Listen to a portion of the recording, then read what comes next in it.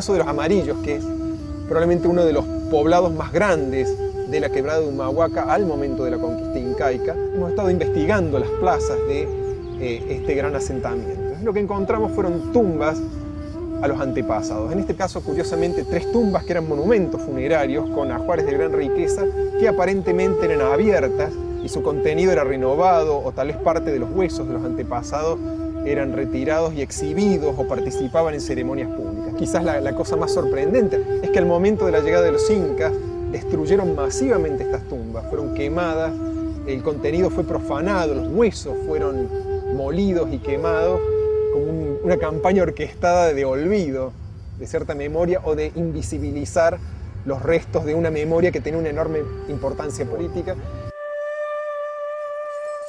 Es curioso cuando uno contrasta esto con la llegada de los españoles, que en algunos casos implementaran campañas de olvidos muy parecidas a las que ya habían implementado los incas. Por dar un ejemplo, en el Cusco, sobre el Coricancha, el Templo del Sol, se construyó la iglesia de Santo Domingo, invisibilizando lo que era el centro del culto al sol por la construcción de una gran iglesia.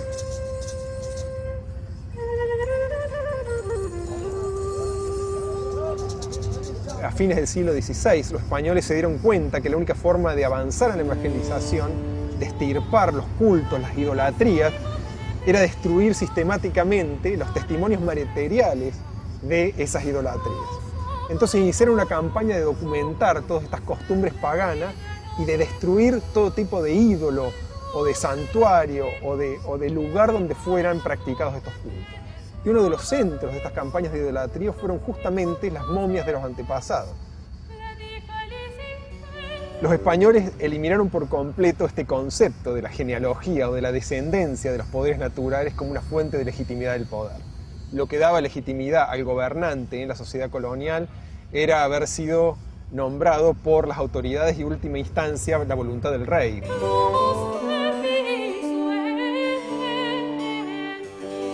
La conquista América se hace con muy poco aporte de parte de la corona y mucho aporte de parte de los que venían a buscar un nuevo destino.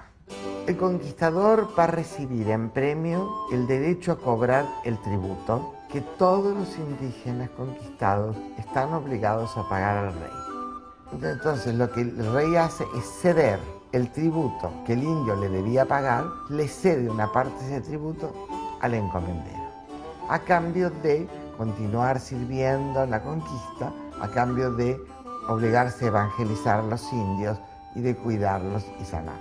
El sistema los considera como inferiores, como niños.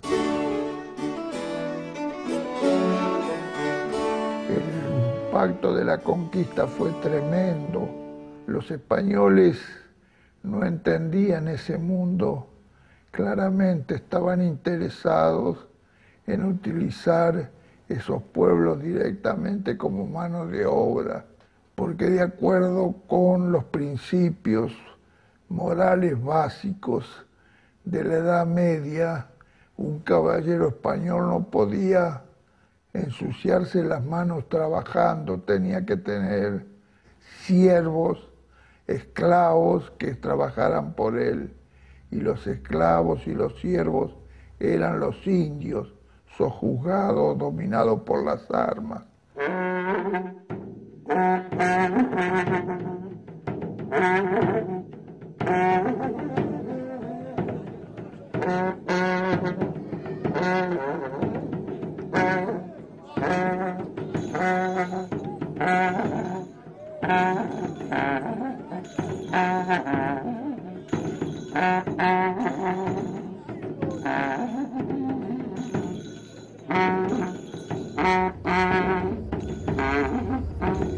Podemos marcar a partir del siglo XVI un deterioro, podemos hablar de una hibridación progresiva en diferentes lugares o diferentes estrategias que utilizaron poblaciones locales para responder a las circunstancias que tenían que enfrentar, que fueron distintos en diferentes países del mundo andino y por lo tanto distintos en diferentes partes de este sur andino que hoy está dividido entre 3 naciones, que son Bolivia, Chile y la Argentina.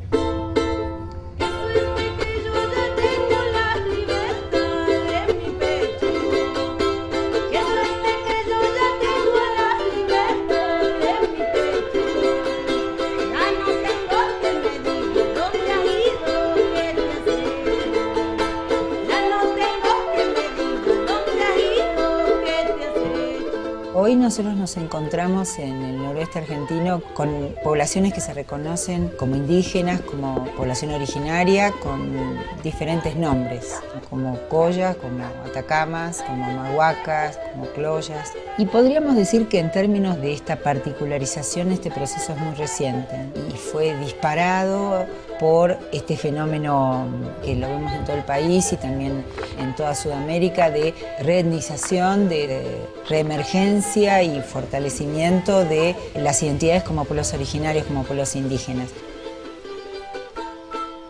En el caso mío soy humahuaca porque yo valoro mucho eso de los antepasados. Es un lugar, por ejemplo, que te da identidad, porque vos con tu cultura, con tus cosas que haces, sabes de dónde venís y quién sos.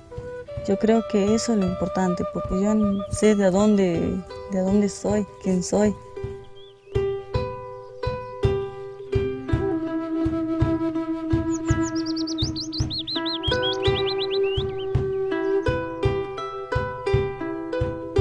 Algunas veces cuando la gente mira una práctica de un aborigen que se ha vestido con un vestido tradicional o practica una ceremonia de la Pachamama, la gente sospecha si esto es auténtico o no. ¿Esto es tradicional o la están haciendo para el turista? Esta preocupación por la autenticidad en realidad está basada en una idea totalmente errónea de lo que es la identidad. No existe tal cosa como una identidad que es parte esencial de las personas. La gente va siendo a medida que va viviendo y los pueblos van siendo lo que son a lo largo de la historia y a través de hacer lo que le toca en sus circunstancias.